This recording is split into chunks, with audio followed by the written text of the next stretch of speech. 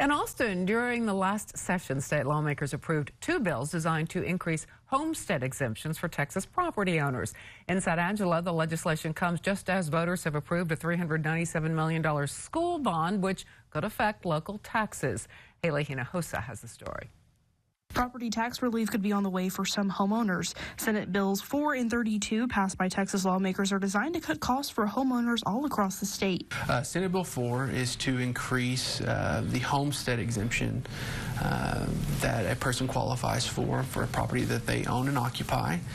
It increases the school district exemption of their tax bill. It increases from $100,000 to $140,000.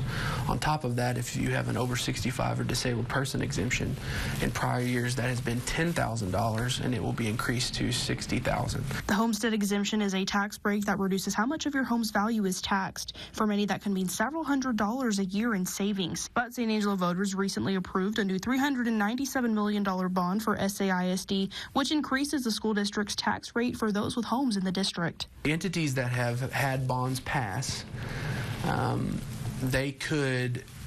those bonds could affect the amount of tax savings that you see from the homestead exemption. And so we won't know specifically how much the bond affects whatever tax savings come from new legislation, but it will, the legislation will help the overall increase that a person would feel from the bonds that were passed. Before any of this happens, voters in Tom Green County and across the state will need to approve a constitutional amendment in November. The amendment would officially change the Texas Constitution to allow these exemptions to take effect. If passed, the changes would apply to this tax year, meaning you could see it reflected in your 2025 property tax bill. Once it becomes law, the district will implement the new exemption amount. If you already qualify for a resident homestead, we will update our system to reflect the new exemption amount starting in September, with the idea that if it passes, it will already be associated to the tax bill that you receive for your property after October 1st.